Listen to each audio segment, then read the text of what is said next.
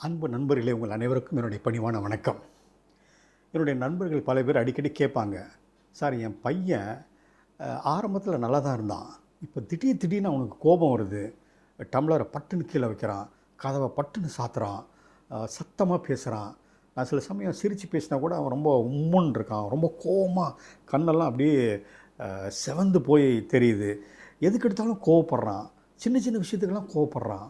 எப்பயும் ஒரு மாதிரி ஒரு கோபத்தில் ஒரு ஆக்ரோஷத்துலேயே இருக்கான் சார். என்னால் என்ன பண்ணுறதுன்னு தெரில.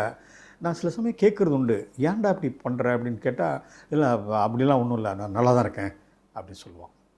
சில சமயம் கணவன் மனைவிற்கு இடையே பிரச்சனைகள் வருவதுண்டு. கணவர் என்கிட்ட வந்து சொல்லுவார், சார் முந்தி மாதிரி கிடையாது சார், ரொம்ப சிடுசிடுன்னு பேசுகிறாங்க, ரொம்ப கோபப்படுறாங்க, ரொம்ப எரிச்சல் படுறாங்க, அவங்களால அந்த டென்ஷன் இல்லாமல் இருக்க முடிகிறதில்ல அப்படின்னு கணவன் சொல்ல ஒரு பக்கம் சொல்ல, ஒரு பக்கம் மனைவி வந்து சொல்கிறது உண்டு, சார் முந்தி மாதிரிலாம் பொறுமையாலாம் இருக்கிறதில்ல சார், ரொம்ப கோவப்படுறாரு, எரிஞ்செறிஞ்சு விழுறாரு, திட்ட ஆரம்பிக்கிறாரு, சத்தமாக பேசுகிறாரு.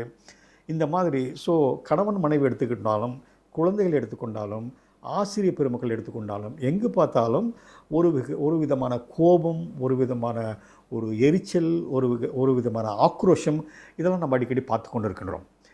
இதுக்கு என்ன காரணம் என்று கேட்டால், கண்டிப்பாக அது குடும்பத்தில் நிலவுகிற சம்பவங்கள், அவர்கள் சந்திக்கின்ற பிரச்சனைகள், பல காரணங்கள் இருக்கக்கூடும்.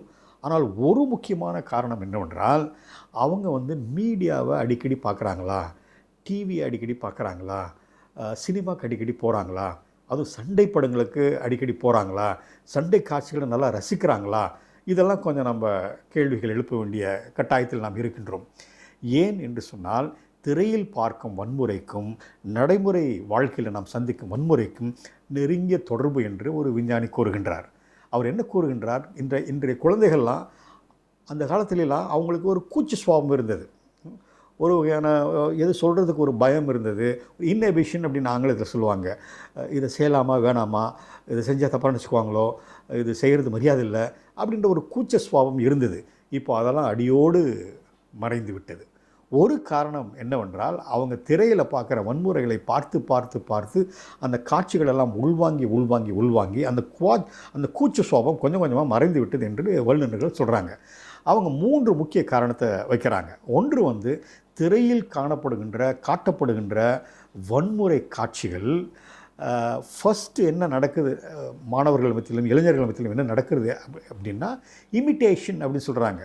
அதை அப்படியே உள்வாங்கி இப்படியும் நாம் நடந்து கொள்ளலாம், இப்படியும் நாம் கோபப்படலாம், இப்படியும் நாம் சுவர் ஏறி குதித்து குச்சி எடுத்து அவரை அடிக்க ஆரம்பிக்கலாம், திட்ட ஆரம்பிக்கலாம், எரிச்சலோடு பேச ஆரம்பிக்கலாம், சத்தமாக பேச ஆரம்பிக்கலாம், மரியாதை குறைவாக பேசலாம் என்று ஒரு வகையான ஒரு தைரியம் அவர்களுக்கு வந்து விடுகிறது. அதை காப்பி அடிக்க ஆரம்பிக்கிறாங்க. அதான் இமிட்டேஷன் ப்ராசஸ் என்று அந்த வல்லுநர் ரொம்ப அழகாக சொல்லுகின்றாள். அதாவது திரையில் பார்க்கின்ற வன்முறை காட்சிகளை நம்முடைய நடைமுறை வாழ்க்கையில் தன்னை அறியாமலேயே அவன் கடைபிடிக்க ஆரம்பிக்கின்றான்.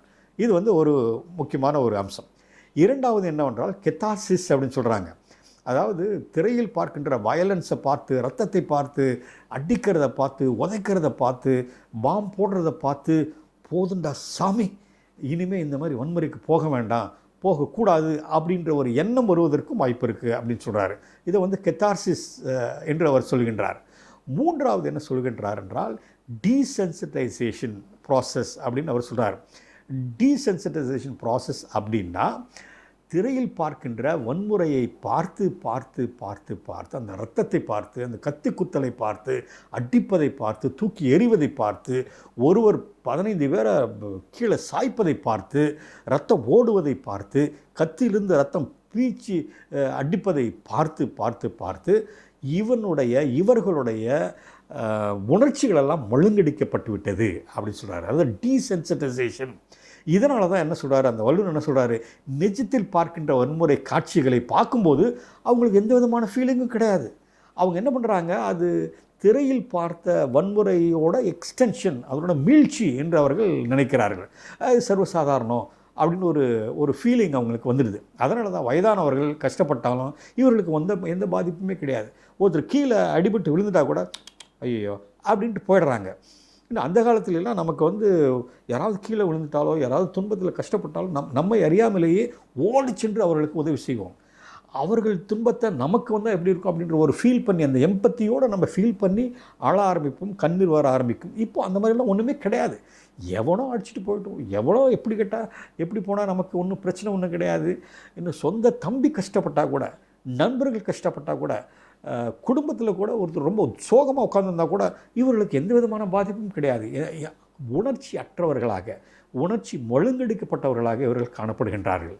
இதைத்தான் அந்த வல்லுநர்கள் என்ன சொல்கிறாரு, டீசென்சிட்டைசேஷன் ப்ராசஸ் என்று அவர் சொல்லுகின்றார். இதில் அந்த இரண்டாவது விஷயம் சொன்னால் பார்த்தீங்களா, கெத்தாசிஸ் அப்படின்றது இம்மிடியட்டாக வர்றதுக்கு வாய்ப்பு கிடையாது. ஏனென்றால் நீங்கள் ஈராக் வார் நடந்த போதும் சரி, இப்பொழுது ஈரான் அமெரிக்கா வார் நடக்கின்ற பொழுதும் இங்கிருந்து மிசைல் போகுது, அங்கிருந்து மிசைல் வருகிறது. இவனுக்கு ஒரு தீபாவளி மாதிரி ஒரு காட்சி. போதுண்டா சாமி, இதெல்லாம் வேண்டாம் அப்படின்ற எண்ணமெல்லாம் வருவது கிடையாது. அது அவர்களுக்கு கொண்டாட்டம் மாதிரி அவர்களுக்கு ஆகிவிட்டது. அந்த முதல் சொன்ன பார்த்தீங்கன்னா இமிட்டேஷன் ப்ராசஸ், அது நிறைய நடந்து கொண்டு இருக்கிறது. இதை தான் சிக்மண்ட் ஃப்ராய்ட் என்ற மாபெரும் உளவியல் விஞ்ஞானியும் சொல்கின்றார். நாம் பார்ப்பது, கேட்பது, சுவைப்பது, நுகர்வது, உணர்வது எல்லாமே நம்முடைய ஆழ்மனதில் தேக்கி வைக்கப்படுகிறது. நம்மையும் அறியாமலேயே அவை வெளியிடப்படுகின்றன நம்மளுடைய அங்க அவயங்கள் மூலம் அப்படின்னு சொல்லி ரொம்ப அழகாக அவர் சொல்லுகின்றார். அந்த மாதிரி தான் வன்முறை காட்சிகளை பார்த்து பார்த்து பார்த்து பார்த்து அது ஆழ்மனதில் போய் தங்கி விடுகிறது. நம்மை அறியாமலேயே அப்படியே ஒரு உணர்ச்சிகரமா, ஒரு சினிமாவுக்கு நல்ல அமைதியான ஆளாக தான் போவான், அத்தனை 10-15 வன்முறை காட்சிகளை பார்த்து பார்த்து வெளியில வரும்போதே அந்த கதவுக்கு ஒரு அடி, ஒரு சேருக்கு ஒரு அடி அப்படின்ற ஒரு முறுக்கேறி தான் அவர் வருவார். அதே மாதிரி தான் இறுதியாக அந்த டீசென்சிட்டைசேஷன் ப்ராசஸ் கொஞ்சம் கொஞ்சமாக அந்த வன்முறைகள் எல்லாம் பார்த்து பார்த்து பார்த்து பார்த்து உணர்ச்சி அற்றவராக, உணர்ச்சி குறைந்தவராக நாம் காணப்படுகின்றோம். அன்பு நண்பர்களே, இதனால தான் வல்லுநர்கள் இன்னொரு கருத்தையும் சொல்கின்றார். நாம் திரையிலும் சரி, டெலிவிஷனும் சரி, எதை பார்த்தாலும்